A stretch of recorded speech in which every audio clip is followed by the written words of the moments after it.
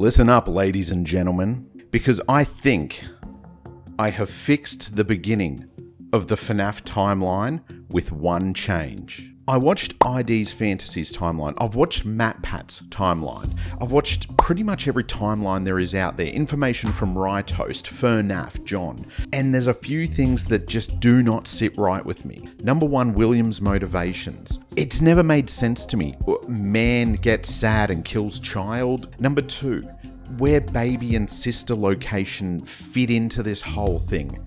And number three, who actually died first? Now that last one is actually the most important. In ID's Fantasies timeline, she proposed that Charlie died first, and the reasoning given was so that William would see the change in the puppet, and that would spark his obsession with Remnant. And in MatPat's timeline, he didn't give enough heft and motivation behind William's actions, and none of it sat well with me. Some divide had to have happened between Henry and William, and nobody has given me that in the timeline until now. I was actually in the shower last night, like Rain Man, a madman, scribbling all these numbers and names, and I'm crossing them out, drawing on the shower wall like a whiteboard. And that's when it came to me.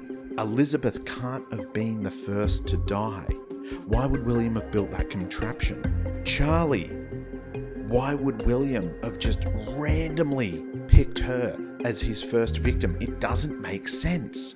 But Cece, the crying child, if we put him as the first victim, there is a trickle-on effect that you are going to want to hear right now. If we have the bite of 83 happening first as the very first incident of death, William gets motivation. Because who designed the springlock suits that failed? Who was responsible for the Fredbear suit? Henry.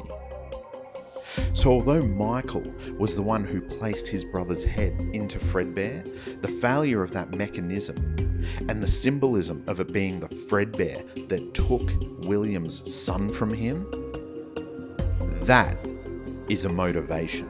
And furthermore, MatPat, in his most recent film theory, actually said that the family dynamics and the themes have changed since the movie came out.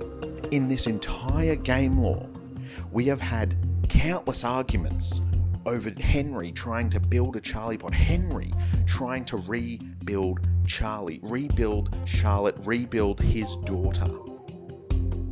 But what if it was William? I propose to you that it was actually William who was set off on this tirade to rebuild children. He was jealous of Henry. He's always been jealous of Henry. Henry's springlock suits are what resulted in the death of his son. In a fit of rage, he was motivated to take revenge on Charlie. He was opportunistic and he murdered Charlie in revenge. The partnership in the business breaks down.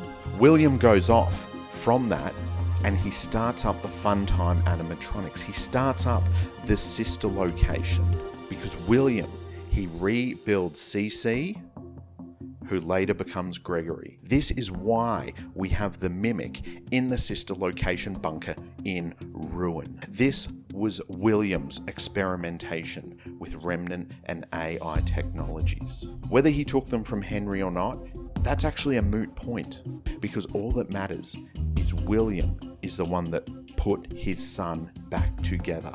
We got very hung up on the Fredbear text. We thought it was a different colour. We thought, this doesn't fit with William's motives. Why would he be trying to put a son he hates back together? Because he didn't hate his child, and he goes off and he starts the sister location. He starts these Funtime animatronics to capture children and experiment more with Remnant to try and create the mimic bots and mix it with the Remnant and get his child back, only to lose another child in the process, Elizabeth, who gets snatched by baby and dies. And he starts experimenting with these illusion discs, and this technology grows. William rebuilt his daughter as well.